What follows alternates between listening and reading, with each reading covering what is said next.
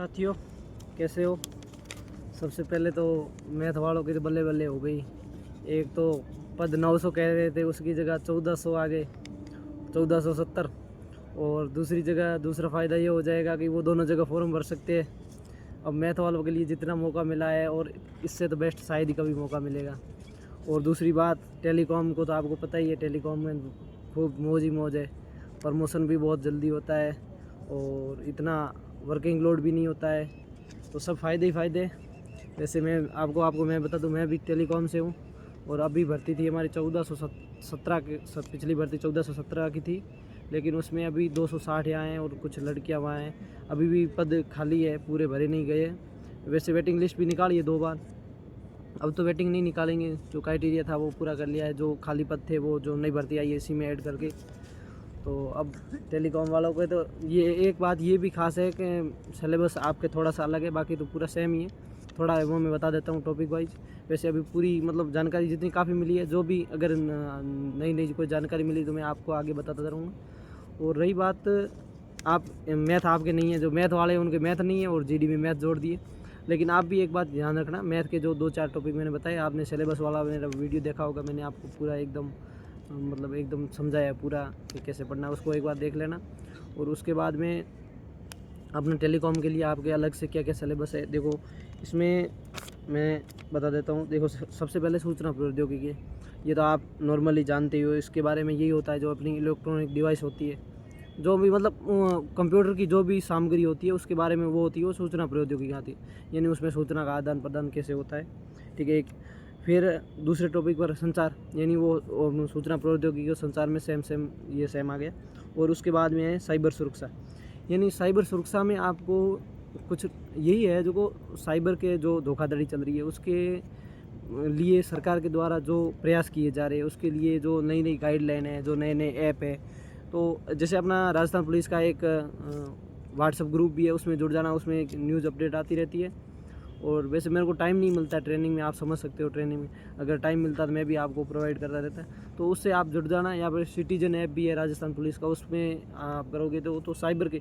यानी एक बात ध्यान रखना मैथ वालों, आप टेली कम्युनिकेशन में आपका कंप्यूटर बहुत अच्छे लेवल का आना चाहिए। क्योंकि आप ऐसे सोचो, अब की बार आपका पेपर तो पूरा एक, जैसे पिछली बार था तो हमारा 13 को बना था, तो ऐसे सोचो कि आपका पेपर तो उसी लेवल का बनेगा, उसमें तो कंप्यूटर का बहुत बड़ा रोल होगा। यानी कंप्यूटर को आपने एकदम अच्छे से आनी चाहिए। आप अच्छी कोई बुक मंगवा लेना, जो सूचना सहायक वगैरह जो मैं भी अता पता करूँगा, कोई अच्छी बुक, मतलब दक्ष भी ऐसी नहीं है ऐसे, लेकिन ये नए टॉपिक है, नए टॉपिक आधारित भी जो कंप्यूटर से जिसने 12th की है या फिर आगे होती है, तो उसमें से ये मतलब अच्छे से टॉपिक मिल जाएंगे। मैं भी आगे कोशिश करूँगा, जो भी सूचना होगी मैं आपको नई नई अपडेट करता रहूँगा। अभी आपके बारे में थोड़ा थोड़ा समझा देता हूँ। इसमें बात सूचना प्रौद्योगिकी के बारे में समझ गए, संचार उसमें आ गया। और साइबर सुरक्षा के बारे में यही है कि जो गवर्नमेंट के द्वारा या पुलिस के द्वारा जो भी प्रयास किए जा रहे हैं, या जो एंटीवायरस होता है, यानी एक वायरस होता है वो मतलब अपने को नुकसान पहुँचाता है और उसको हटाने के लिए जो एंटीवायरस बनाया जाता है उसको एंटीवायरस, यानी एंटीवायरस के बारे में नाम वगैरह ये हो जाएगी। कृत्रिम बुद्धिमत्ता, आप समझ सकते हो, एआई का ज़माना आ गया है, तो एआई के बारे में एक अच्छे से कहीं भी सर्च करके गूगल पे या फिर कहीं भी तो आप एआई के बारे में थोड़ी जानकारी इकट्ठी कर लेना, यानी एआई यानी कृत्रिम बुद्धिमत्ता। उसके बाद में एक आता है डिजिटल फ्रिक्वेंसी। ये क्या होती है, किसी भी चीज़ में जो अपने जैसे अपराध होता है उसके बारे में जो जांच प्रक्रिया होती है उसी को ही कहते हैं फॉरेंसिक। फॉरेंसिक का मतलब यही होता है जो जांच किस प्रकार की जाती है, यानी ऑनलाइन साइबर होते हैं वो अलग अलग तरह के होते हैं, तो उसके बारे में ये डिजिटल फॉरेंसिक लिखा है। तो उसके बारे में यही है कि उसमें जो जांच प्रक्रिया होती है उसमें कैसे किया जाता है, तो वो पूरी जानकारी होती है, वो इसमें रहती है।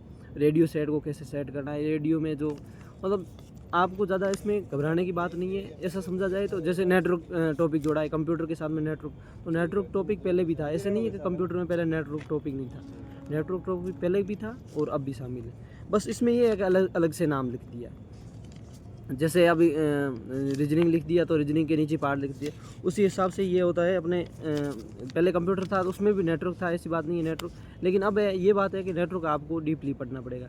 जैसे हम पहले था तो हम सिर्फ लेयर ही पढ़ते थे कि इसमें ये लेयर, लेकिन अब आपको ये पूरी मतलब जैसे नेटवर्क टॉपिक पढ़ोगे तो आपको समझ में आएगा इसके नीचे ये लेयर काम करती है, आईपी एड्रेस भी थोड़े बहुत याद करने पड़ सकते हैं। यानी कहना का मतलब ये है कि आपको कंप्यूटर का लेवल बहुत अच्छा होना चाहिए। जैसे मैंने पिछले जो मैंने वो अपना सिलेबस का वीडियो बनाया उसमें भी बोला था कि जो 2018 में आया था उसके बाद में कंप्यूटर का लेवल कभी सिंपल नहीं रहा। तो आप कंप्यूटर एकदम अच्छे से कवर कर लेना, और बाकी जानकारी अभी भी अधूरी है। जो मैं आपको जो भी जानकारी होगी जो जैसे ही प्रोवाइड होगी तो मैं आपको अपडेट करता रहूँगा। बाकी कल से के बाद में लड़कों को भी जोड़ते हैं आपके साथ में, जिसको जो जानकारी होगी। आज मैंने ग्रुप में मैसेज किया है, जिसको जितनी जानकारी होगी आपको सब देंगे। और टेलीकॉम के तो हम यहाँ 260 है, अभी 14 जने और भी आ गए हैं। तो अब हमारी नफरी बन गई है, 280 के आसपास बन गई है। बाकी बढ़िया है, टेलीकॉम में कोई दिक्कत नहीं है। और अपना तो डिपार्टमेंट ही बहुत बढ़िया है, मतलब अपने एसपी साहब भी बहुत बढ़िया है। यानी एक बात ये कह देता हूँ, आपको बस 2 साल होंगे ना, 9 महीने अपना 2 ट्रेनिंग होगी, 9 महीने ये होगी और 9 महीने की अपने आईटी की होगी। बेसिक तो जो दूसरों की जीडी की होती है वो अपनी सेम होगी, और आईटी में ज़्यादा लोड नहीं होता, उसमें ओनली क्लास ही लगती है। बाकी बढ़िया तैयारी करो। जो अभी जलप्रहरी का एग्ज़ाम दे के आए हो तो उस हिसाब कितने नंबर बन रहे वो भी बता देना, और पेपर का लेवल कैसा रहा। वैसे